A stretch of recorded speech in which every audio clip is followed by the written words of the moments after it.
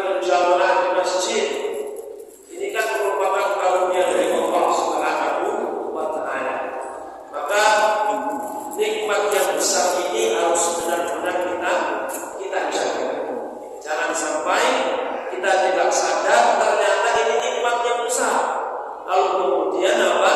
Allah Subhanahu wa Ta'ala cabut naudzubillah.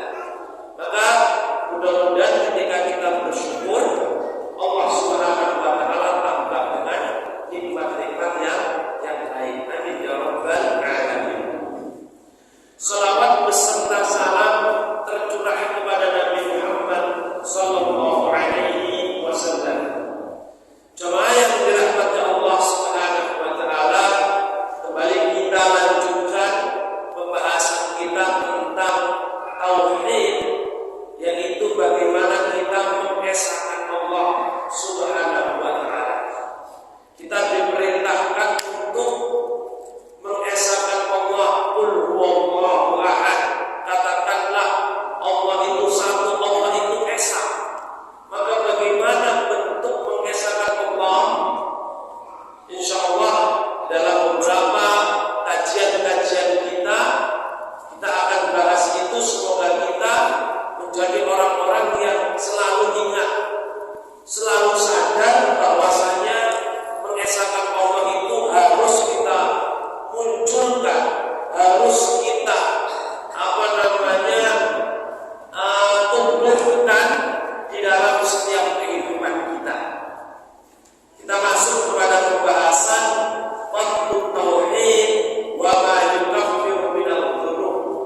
Keutamaan mengesahkan Allah, dan tauhid itu mengesahkan Allah itu bisa mengampuni dari dosa-dosa. Hanya karena mengesahkan Allah, Bapak Ibu, itu bisa mengampuni dosa-dosa. Nanti kita bahas bagaimana dalilnya, walaupun dosanya banyak, tapi jangan kemudian yang penting tidak syirik. Nah, ini juga masalah. Bapak Ibu yang dirahmati Allah, qaulullahi ta'ala, Allah Subhanahu wa Ta'ala berfirman, alladzina amanu wa lam yalbisu imanahum bidzulmin ulaika lahumul amn. Yaitu orang-orang yang beriman dan tidak mencampur adukan keimanan mereka dengan kezaliman, maka bagi mereka rasa aman. Quran surat Al-An'am ayat ke-82. Jemaah yang dirahmati Allah Subhanahu wa Ta'ala, orang-orang yang beriman dijelaskan oleh ulama siapa? Akhlasu fil ibadati lillahi ta'ala la syarikalah, yaitu mereka yang melaksanakan ibadah kepada Allah dengan ikhlas dan tidak mensyirikkan Allah. Beribadah kepada Allah dengan ikhlas. Apa itu ikhlas, Bapak Ibu? Ikhlas itu bukan tanpa pamrih. Ikhlas itu bukan tanpa pamrih, tapi ikhlas itu mengharap apa? Mengharap wajah Allah, mengharap bertemu dengan Allah, mengharap surga. Itu ikhlas. Jadi bapak-bapak, ibu-ibu, sholat di Masjid Ar-Ridha ini, apa yang kemudian diinginkan? Ingin mendapatkan surga, itu ikhlas. Ingin bertemu dengan Allah, itu ikhlas. Jadi kalau beribadah tidak memiliki tujuan, tidak memiliki keinginan untuk apa, tidak tahu, yang penting saya ibadah, maka itu bukan ikhlas, karena dia belum mengetahui tujuan ibadah. Bapak Ibu yang dirahmati Allah Subhanahu wa Ta'ala, jadi orang-orang yang beriman yaitu yang mengikhlaskan ibadah hanya untuk Allah, tidak mensyirikkan Allah di dalam ibadah itu. Seperti dia sholat tidak riya. Orang yang sholat riya, ingin dilihat oleh orang lain, itu Allah Subhanahu wa Ta'ala akan cabut pahalanya, akan hilangkan pahalanya.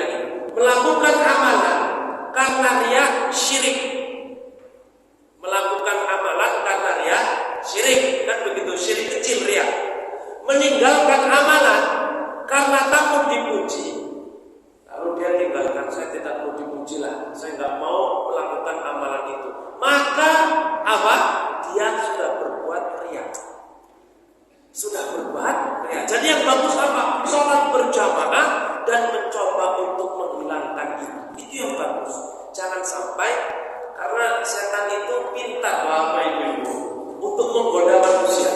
Kamu biar tidak riak, mending sholat di rumah. Nanti kalau kamu keluar rumah, pakai peci, pakai kopiah, pakai baju koko, pakai sarung, apa? Orang-orang akan memujimu sehingga engkau tidak bisa mengendalikan hatimu. Mending di rumah, bisa menjaga hatimu, sholatmu bisa bagus. Nah inilah godaan-godaan. Maka apa? Datang dan itu kemudian disingkirkan. Luar biasa, ada sahabat yang berhasil untuk mengendalikan ini. Siapa di antaranya? Umar. Umar, Bapak Ibu, dalam hadis Bukhari dikatakan, kata Rasul, seandainya engkau ya Umar melewati suatu lembah, maka setan tidak mau lewat di lembah yang kamu lewati. Takut kepadamu. Masya Allah, Umar dipuji karena seorang khalifah. Akhirnya apa? Lepas pakaiannya, menggunakan pakaian yang biasa, ambil kayu, ambil tali, ambil golok, ambil tali, cari kayu bakar agar orang-orang tidak memuji beliau. Dan pakaian Umar ketika menjabat sebagai khalifah dalam beberapa riwayat ada dua: cuci kering pakai, begitu. Cuci kering pakai dan ada tembelan. Masya Allah itu. Bukan berarti kemudian kita harus ikuti 100%. Maknanya apa? Untuk menjaga hati tadi. Walam yalbisu imanahum bidzulmin, yaitu orang-orang yang beriman kepada Allah Subhanahu wa taala dan tidak mencampur adukkan keimanan tersebut dengan kezaliman, maka bagi mereka aman. Apa itu aman? Surga. Cuma yang dirahmati Allah, ketika turun ayat ini sahabat bingung. Lalu sahabat bertanya, ya Rasulullah, ayyuna lam yadlim nafsah, adakah dari kita yang belum pernah menzalimi dirinya sendiri? Pasti kita semuanya pernah berbuat zalim. Berarti kita terhalang masuk surga. Maka apa kata Rasul? Laisal amru kama tadhunnun. Perkaranya tidak seperti apa yang kalian kira.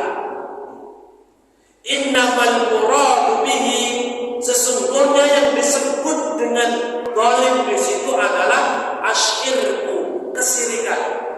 Alam tasma'u ila qaulir rajul salih. Apakah kalian belum mendengar kepada perkataan seorang lelaki yang saleh namanya Luqman kepada anaknya, ya bunayya la tusyrik billah, wahai anakku janganlah engkau mensyirikkan Allah, inna syirka la dzulmun adzim, sesungguhnya syirik itu benar-benar dosa yang besar, kezaliman yang besar. Jadi yang dimaksud dalam ayat ini, orang yang beriman tidak mencampur adukkan keimanannya dengan kezaliman. Zalim di situ adalah syirik. Tidak berbuat syirik, maka mereka akan masuk surga.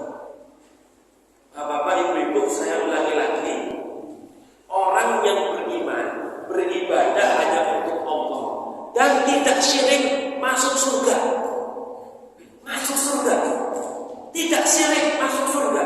Di sini Allah tidak jelaskan bermaksiat. Berarti apa?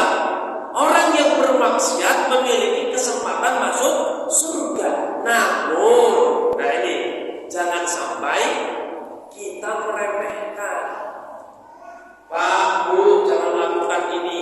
Terus dia bertanya, ini dosa besar atau dosa kecil? Dosa kecil. Alah, cuma kecil. Alah, cuma kecil. Kalau dia meremehkan, alah cuma kecil, maka itu maknanya dia sudah melakukan dosa besar. Karena meremehkan dosa kecil itu merupakan perkara yang besar. Dan orang yang biasa meremehkan dosa nanti khawatir akan jatuh kepada apa? Kesyirikan. Ini ayat yang pertama. Jadi jemaah yang dirahmati Allah Subhanahu wa taala, sebenarnya kalau kita bahas zalim itu banyak. Dolim yang pertama, jenis dolim yang pertama yaitu syirik kepada Allah Subhanahu wa Ta'ala. Itu dolim juga. Apa itu pengertian dolim? Meletakkan sesuatu bukan pada tempatnya. Itu dolim, Bapak Ibu. Meletakkan sesuatu bukan pada tempatnya. Dolim. Contoh misalkan, ini kopiah untuk kepala, lalu kemudian dia gunakan untuk kaki misalkan. Ini sekedar contoh saja. Maka boleh meletakkan sesuatu bukan pada tempatnya. Begitu pula syirik, seorang manusia itu kan harus menyembah Allah, meletakkan posisi manusia yang harus menyembah Allah. Tapi kemudian dia berbuat syirik, maka dia berbuat dolim, meletakkan ibadah bukan kepada yang semestinya.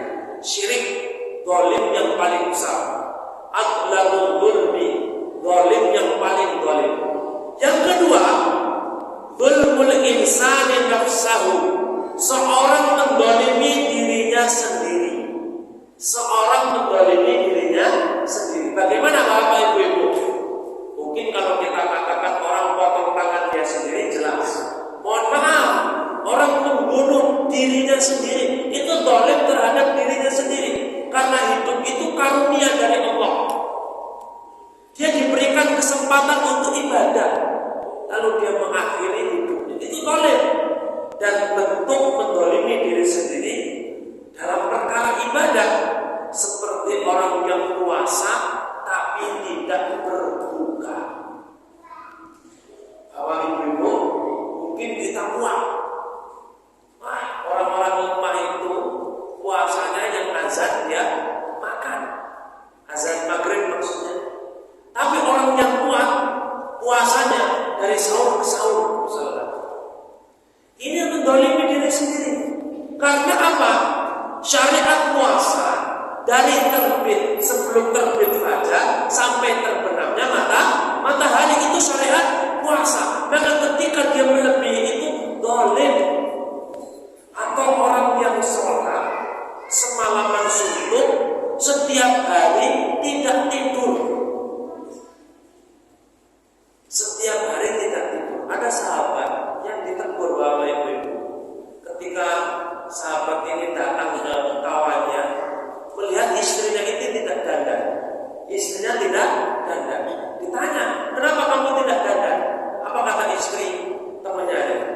Untuk apa saya dandan? Suamiku nggak melirik aku. Malam dia sholat, siangnya dia puasa. Maka kemudian sahabat yang menjumpai keadaan seperti itu mengatakan, sungguh istrimu punya hak, badanmu punya hak, maka berikanlah hak-hak sesuai dengan apa? Berikanlah sesuatu sesuai dengan hak-haknya. Lalu itu dilaporkan kepada Rasul dan Rasul SAW membenarkan. Jadi apa? Sholat bagus, tapi jangan sampai kita mendolimi diri kita. Puasa bagus, jangan sampai mendolimi diri kita. Maka ada 3 orang yang datang menjumpai istri Nabi. Mungkin Bapak Ibu itu pernah mendengar kisah ini. Kemudian bertanya bagaimana ibadahnya Nabi. Nabi kalau sholat itu sampai kakinya pecah-pecah.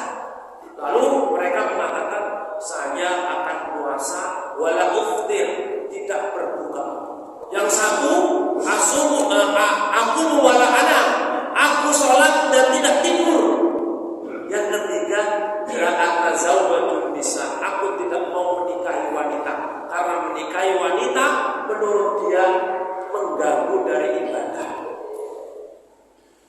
Maka kemudian Rasul tahu keadaan itu, Rasul mengatakan, asumu wa uftir, aku puasa dan aku berbuka. Aku wa anam, aku sholat dan aku tidur, dan aku menikahi wanita. Maknanya apa? Ibadah bagus, tapi jangan sampai ibadah itu membuat apa? Dolim kepada diri kita. Sholat berjamaah di masjid itu bagus, jangan sampai berlebih-lebihan juga. Orang yang pergi ke masjid itu dolim, berlebih-lebihan ibadah. Ini salah. Yang seharusnya dia lakukan, dia anggap berlebih-lebihan. Kan ini masalah. Jadi berikanlah hak-haknya, berjalan sesuai dengan syariat. Yang namanya sholat berjamaah disyariatkan, yang namanya sholat malam disyariatkan, tapi tidak semalam suntuk.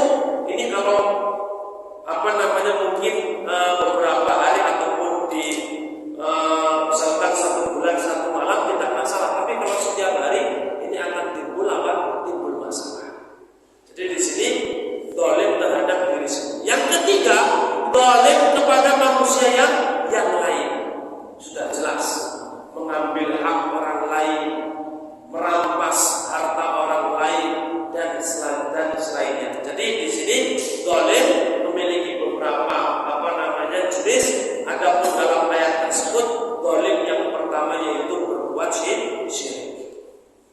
Jemaah yang dirahmati Allah Subhanahu wa taala, kita baca hadisnya an Ubadah bin Samit, dari Ubadah bin Samit radhiyallahu anhu. Qala Rasulullah sallallahu alaihi wasallam, Rasulullah sallallahu alaihi wasallam bersabda, man syahida alla ilaha illallah wahdah, siapa yang bersaksi tiada ilah yang berhak disembah selain Allah semata, la syarikalah, tidak mensyirikan Allah. Bersaksi Allah satu-satunya yang berhak disembah dan tidak syirik. Wa anna Muhammadan abduhu wa rasuluh, dan Muhammad hamba dan rasulnya. Wa anna Isa abdullah wa rasuluh, dan Isa hamba Allah dan rasulnya. Wa kalimatuhu, dan kalimat Allah alqaha ila Maryam. Bukan berarti Nabi Isa itu bagian daripada Allah, tapi Nabi Isa itu adalah manusia yang diciptakan dari seorang ibu tanpa ayah, yang kemudian Allah Subhanahu wa taala katakan kun fayakun, jadi maka jadilah. Masuk ke rahimnya siapa itu? Ibunya, yaitu Maryam. Lalu kemudian Maryam melahirkan tanpa ayah. Ada yang tanpa ibu. Siapa itu Bapak Ibu? Lahir tanpa ibu. Ya kan? Nah, tanpa ibu Hawa. Hawa lahir tanpa ibu. Nabi Adam lahir tanpa ibu dan tanpa bapak. Kan begitu. Nabi Adam lahir tanpa ibu dan tanpa bapak. Yang tanpa ibu Hawa, tanpa bapak Nabi Isa. Ya, jadi sudah memiliki ketentuan masing-masing. Dan itu hari ini tidak boleh kemudian ada orang mengatakan saya mengandung tanpa seorang lelaki, tanpa bapak. Jadi anak ini tidak punya bapak. Maka itu perlu dipertanyakan. Karena itu mukjizat, sebuah keagungan dari Allah Subhanahu wa taala, tidak diberikan oleh sembarang orang. Oleh karenanya ini masuk kepada hukum fikih. Jadi kalau ada seorang wanita yang dia itu hamilnya kurang melahirkan, yang melahirkannya itu masa kehamilannya kurang dari 6 bulan, maka bukan masa kehamilannya, masa pernikahannya kurang dari 6 bulan, maka mungkin dia sudah nikah sebelum nikahnya diumumkan. Mungkin. Jadi kalau hamil paling cepat itu 6 bulan. Jadi Bapak Ibu jangan disuruh. Kalau ada orang nikah 7 bulan sudah lahir, karena hamil paling cepat itu 6 bulan. Hamil paling cepat itu 6 bulan. Ya. Maka kalau ada orang baru nikah kok 4 bulan sudah melahirkan, mungkin sudah menikah sebelum itu. Belum tercatat di KUA. Itu bahasa husnudzonnya. Bahasa husnudzonnya. Baik, kita lanjutkan insyaallah Bapak Ibu paham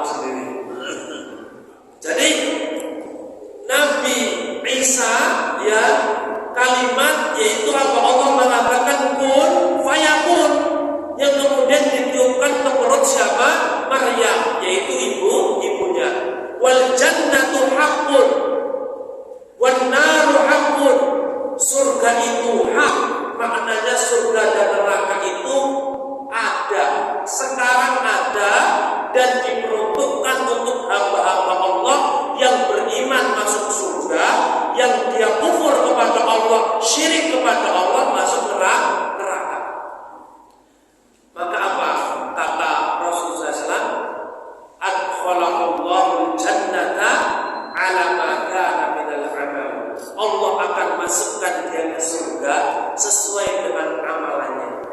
Baik, kami ulangi lagi. Jadi orang yang bersyahadat 2 kalimat syahadat, lalu kemudian mengatakan bahwa tidak syirik, mengatakan Isa itu hamba dan Rasul Allah, bukan sesembahan orang-orang, bukan sesembahan manusia, dia hanya hamba dan utusan Allah, lalu mengatakan surga dan neraka itu ada, maka Allah akan masukkan dia ke dalam surga sesuai dengan amalnya.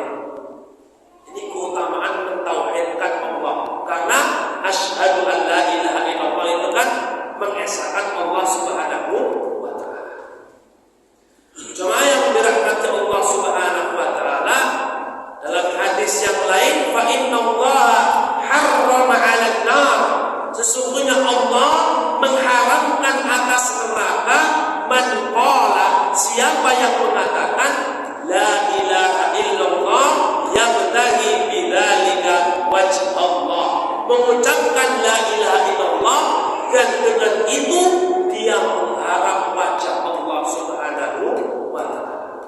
Jadi orang yang mengucapkan la ilaha illallah karena mengharap wajah Allah masuk surga. Masuk surga Bapak Ibu.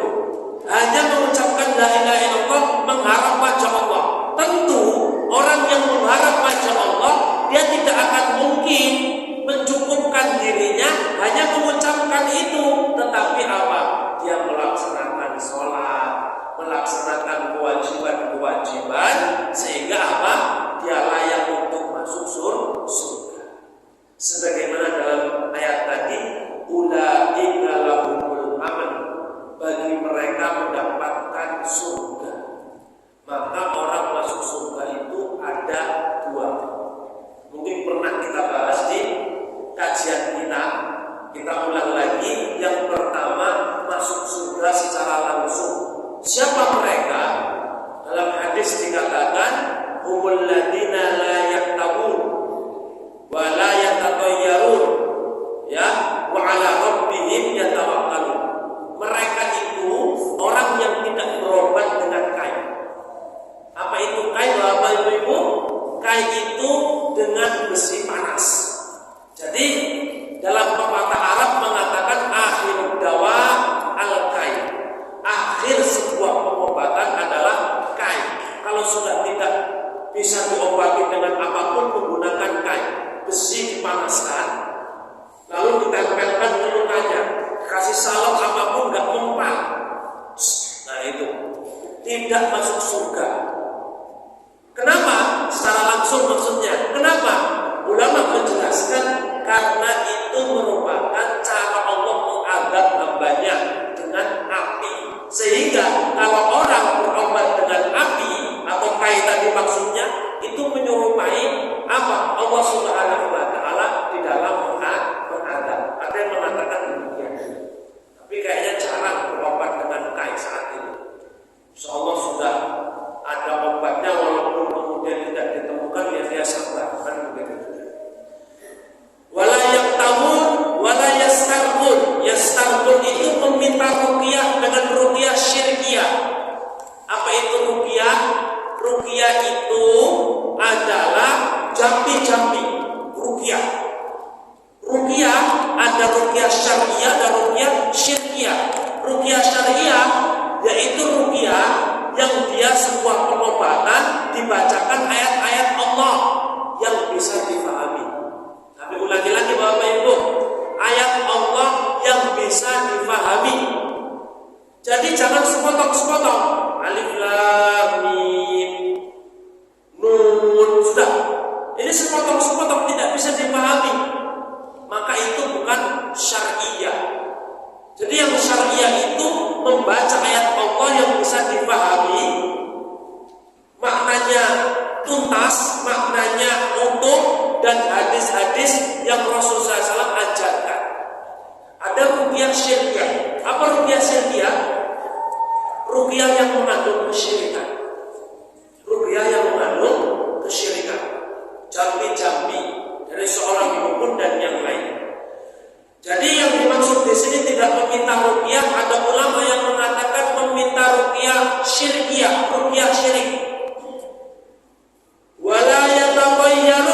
tidak bertatoyur. Tatoyur itu mengadu nasib. Zaman dulu orang Arab kalau ingin berpergian memegang seekor burung dan dilepas. Kalau dia terbang ke kanan berarti lanjutkan perjalanannya, nasib baik. Kalau dia terbang ke kiri, nasib buruk, jangan dilanjutkan. Jadi mengundi nasib dengan seekor burung, maka disebut tatoyur. Bukan tatoyur mainan burung, bukan. Jadi apa? Mengadu nasib dengan burung. Dan kalau hari ini kita mengadu nasib dengan misalkan kelahiran kita, misalkan ya, kelahiran bapak ibu pasti kan punya tanggal lahir. Kira-kira ini bintangnya apa? Lalu kemudian dia yakini sebagai bentuk apa nasib dia, maka ini termasuk kepada tatoyur tadi. Tatoyur, ya, cicak jatuh, tanda sial. Nah ini tatoyur, walaupun bukan burung, tetapi maknanya tatoyur. Wa ala rabbihim yatawakkalun, dan hanya kepada Rabbnya dia bertawakal. Itu orang yang masuk surga secara langsung. Syaratnya berapa Bapak Ibu? Cuma 4. Apa itu? Humul ladzina la yastarqun, tidak meminta ruqyah syirik, wala yaqtamun, tidak berobat dengan kain, wala yatatayyarun, tidak bertatoyur, wa ala rabbihim yatawakkalun, dan kepada Rabbnya mereka bertawakal. Bagaimana bentuk tawakal? Dia percaya yang memberikan manfaat dan mudarat adalah Allah. Maka dia yakin kalau itu baik dia jalan. Tidak takut akan misalkan gangguan kaum yang lain, tidak takut akan omongan orang lain. Kalau bagus, kalau ini baik, jalan. Itu tawakal. Dan dia mengharap hanya kepada Allah Subhanahu wa Ta'ala. 4 syarat ini dia bisa masuk surga tanpa azab dan tanpa hisab. Masuk surga langsung. Tetapi ada orang-orang yang Allah Subhanahu wa Ta'ala takdirkan masuk neraka dulu. Mereka itulah orang-orang yang bermaksiat kepada Allah, walaupun nanti masuk surga. Maka inilah orang yang mentauhidkan Allah pasti masuk surga, walaupun ada yang mampir ke neraka. Mampir ke neraka sesaat saja itu sudah luar biasa Bapak Ibu. Kita mungkin tahu bagaimana kata pamannya Rasul, laula ana lakana fid darkil asfali minan nar. Kalau bukan karena aku, kata Rasul, niscaya beliau berada di kerangnya api neraka. Tapi aku meminta kepada Allah agar diringankan azabnya. Masuk neraka, tubuhnya mendidih. Maksudnya mendidih itu badannya gosok tubuhnya. Itu diringankan katanya. Diringankan. Masya Allah. Kita berlindung kepada Allah Subhanahu wa Ta'ala. Cuma yang dirahmati Allah Subhanahu wa Ta'ala, hadis dari Abi Sa'id Al-Khudri radhiyallahu anhu dari Rasulullah SAW mengatakan, qala Musa mengatakan, ya Rabbi, wahai Rabbku. Musa pernah berbicara kepada Allah, wahai Rabbku, alimni syai'an adzuruka wa ad'uka bihi. Ajarkan kepadaku satu hal yang dengan satu hal itu aku bisa sekaligus mengingatmu dan berdoa kepadamu. Ini Nabi Musa minta diajari oleh Allah satu hal yang bisa sekaligus mengingat dan berdoa kepada Allah. Maka kemudian Allah mengatakan, qul la ilaha illallah. Katakanlah la ilaha illallah. La ilaha illallah, bisa berdoa dan memohon, bisa mengingat Allah dan berdoa kepada Allah. Dengan orang mengucapkan la ilaha illallah, itu mengingat Allah. Yang kedua, dia secara tidak langsung meminta surga. Kami ulangi lagi Bapak Ibu, dengan seorang mengucapkan la ilaha illallah, dia mengingat Allah dan secara tidak langsung dia meminta surga. Karena orang yang mengucapkan la ilaha illallah akan masuk surga, kan begitu. Jadi kata Allah, katakan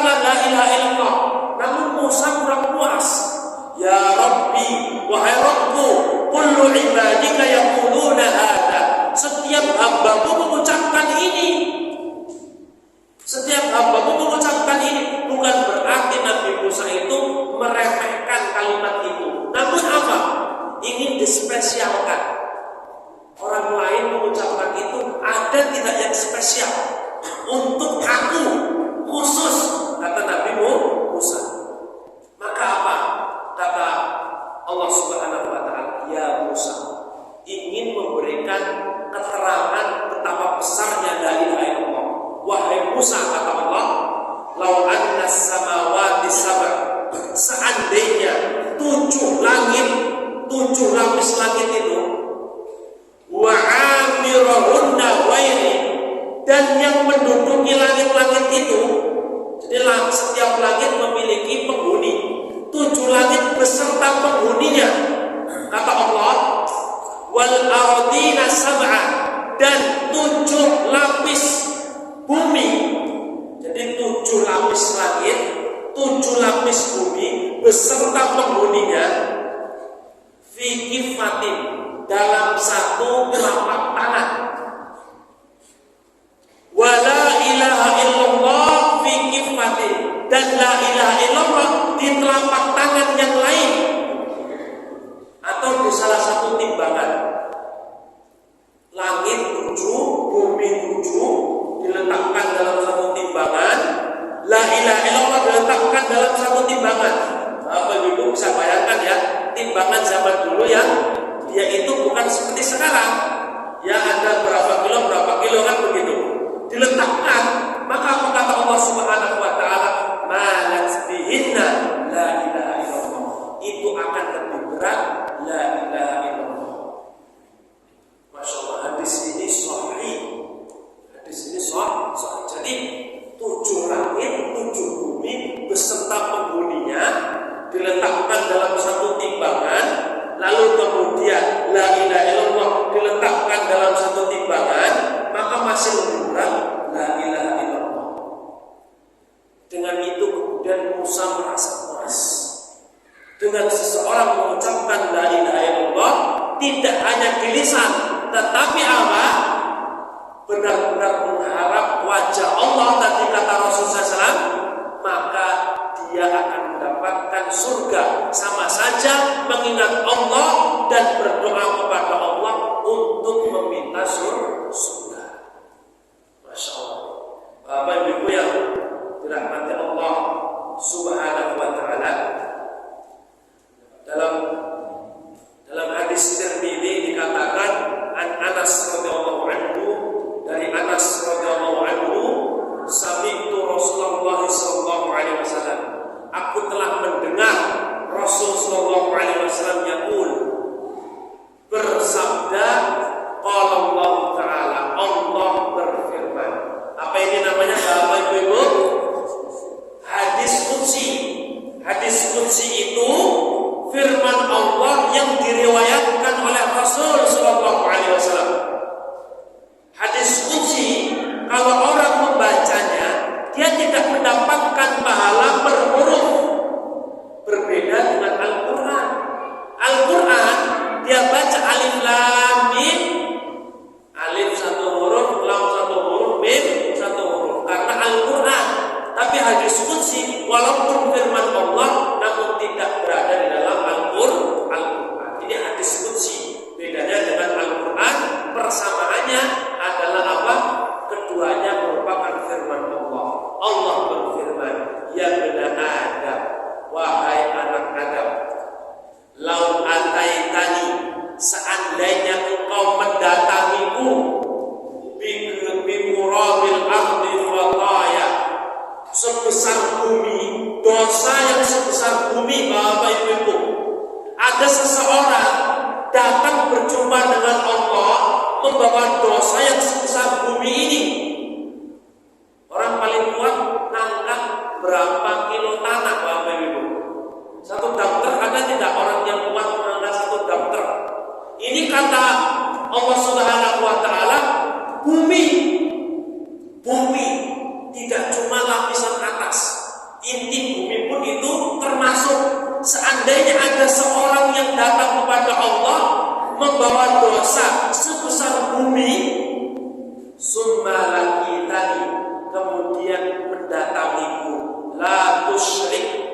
syai'a, tidak mensyirikkan Allah Subhanahu wa taala. Tidak dari dosa-dosa itu tidak ada dosa syirik. La ataituka, sungguh aku akan mendatangimu, kata Allah Subhanahu wa taala, bi qurabiha maghfiratan, dengan sebesar itu tetapi berupa ampunan. Masya Allah. Ini kalau orang dosa satu saja, itu kadang-kadang di masyarakat kita dicap buruk, jelek sudah. Alah, dia sudah melakukan ini. Ini datang kepada Allah dengan dosa yang banyak, tetapi dia tidak mensyirikkan Allah Subhanahu wa taala. Allah akan mendatanginya dengan apa? Sebesar itu tetapi ampunan. Jadi impas. Tinggal kita lihat ibadahnya seperti apa. Kalau dia bermaksiat kepada Allah, tidak pernah ibadah, maka dia nanti akan mendapatkan balasan dari ibadahnya. Sholat dia tidak lakukan, akan dibalas oleh Allah. Puasa dia tidak mengerjakan, akan dibalas oleh Allah Subhanahu wa taala. Tetapi ketika dia sholat 5 waktu, Bapak Ibu, orang Islam itu setidaknya sholat 5 waktu dan puasa. Sholat 5 waktu dan puasa. Karena kalau orang Islam tidak sholat, apa yang diharapkan dari keislamannya? Tidak sholat. Sedangkan ciri orang Islam itu sholat. Oh, ciri orang Islam pakai peci. Sekarang yang pakai peci banyak, orang non-muslim pun pakai peci. Apalagi kalau sudah dekat-dekat dengan pilihan, pakai peci. Atau misalkan gelarnya SAG, MAG. Sekarang kementerian mengeluarkan itu surat edaran, seluruh lulusan sarjana atau magister agama apapun SAG atau MAG. Agama Kristen SAG, MAG. Agama Hindu SAG, MAG. Semuanya. Jadi sama Bapak Ibu, saya di sini AG-nya itu sama dengan mereka, lulusan agama apa? Pendidikan sarjana agama Kristen, agama Hindu, agama Buddha dan yang lainnya. Kalau itu ada. Jadi apa yang menjadi ciri khas orang Muslim? Sholatnya. Sholatnya. Maka jangan sampai kita hilangkan sholat tersebut. Ta'udzubillah, orang Islam tidak sholat. Sholat 5 waktu, kemudian apa? Puasa, dan tidak mensyirikkan Allah Subhanahu wa taala. Mudah-mudahan ada kesempatan untuk mendapatkan surga dari Allah Subhanahu wa taala. Bapak Ibu yang dirahmati Allah Subhanahu wa taala, maka pembahasan ini bisa kita ambil sebuah pelajaran bahwasanya keutamaan yang Allah, karunia yang Allah Subhanahu wa taala berikan kepada manusia itu begitu luas.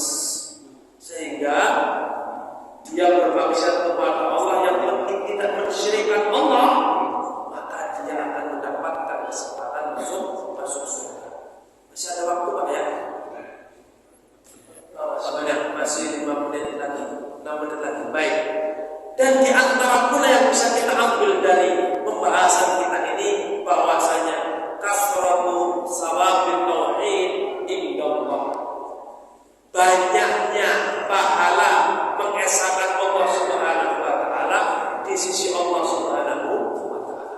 Bapak Ibu, bisa kita lihat Rasul dakwah untuk menetapkan, untuk menguatkan para sahabat agar mengesahkan Allah berapa tahun? 11 ayat. Di Mekah sekitar 13, 12 lebih sedikit. Di Madinah dilengkapi 10 tahun. Jadi sholat itu, ini pernah kita bahas juga, sholat itu baru di sholat 5 waktu. Sebelumnya sholat itu cuma pagi dan sore. Sebelum sholat 5 waktu, pagi dan sore, itu sholat umat Islam pada saat itu.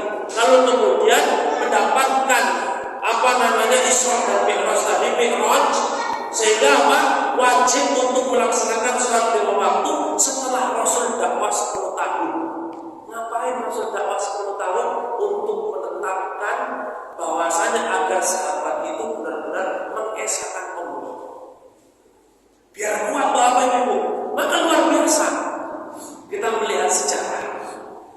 ketika sahabat yang diutus pada zaman Umar, pada zaman Utsman, pada zaman Ali untuk dakwah ke Afrika. Bapak Ibu mungkin hari ini kan ada Piala Dunia, banyak negara-negara itu sampai ke daerah apa? Daerah Maroko sana, ya, sampai sana ujung pantai Gading sana Islam sudah menguasai itu. Namun apa? Pada saat itu di masa sahabat terlalu semangat, bukan berarti kita menghakimi mereka. Mereka semangat untuk mendakwahkan Islam sehingga terburu-buru. Akhirnya setelah menaklukkan suatu negeri, menaklukkan lagi terus. Akhirnya apa? Ketika menaklukkan sampingnya, di sini basis Islam berkuat. Mereka masuk Islam hanya takut kepada kaum muslimin saja, bukan takut kepada Allah. Sehingga apa yang terjadi? Sahabat pada saat itu dikepung dan dibunuh oleh orang-orang Berber, barbar, suku asli pedalaman Afrika, orang-orang barbar. Namun kemudian di masa Daulah Umayyah, Musa bin Nusair ini seorang yang diutus sebagai gubernur di Afrika, menaklukkan yang kedua kali. Mereka ini kembali kepada agama mereka, paganisme, menyembah berhala,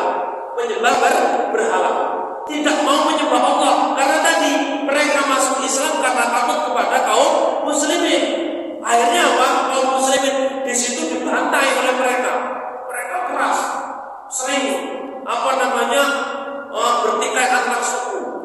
Dan di masa Musa bin Nusair luar biasa, beliau berubah. Beliau dakwah selama 6 tahun. Padahal wilayah yang seperti itu sebelumnya cukup 6 bulan. Beliau membutuhkan waktu 6 tahun. Kita lanjutkan sedikit Pak. Membutuhkan waktu 6 tahun. Yang beliau lakukan pada saat itu apa? Menguatkan basis Islam dan mengajarkan Islam dengan baik. Sehingga beliau meminta ulama-ulama dari Arab Saudi, dari Timur Tengah, bukan Arab ya, dulu Hijaz, dari Hijaz ya, dari Syam dan yang lainnya, untuk diutus ke Afrika berdakwah. Sehingga mereka kuat.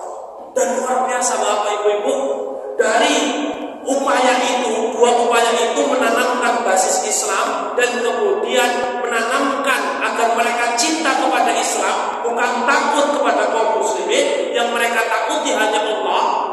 Maka muncul orang-orang yang hebat, di antaranya Tariq bin Ziyad. Dari situ kemudian mereka bisa membuka pintu Eropa dari Spanyol dan Portugal yang dinamakan dengan Andalus. Masya Allah, Bapak Ibu. Jadi apa? Menguatkan tadi ketauhidan kepada Allah Subhanahu wa Ta'ala. Kita paham banyak dalil, paham pengetahuan tentang fikih banyak, tetapi tauhidnya tidak kuat, khawatir apa yang dia pahami dia gunakan untuk mencari legalitas dari sesuatu yang haram sehingga menjadi halal, karena tauhidnya tidak kuat. Banyak hari ini orang pintar tetapi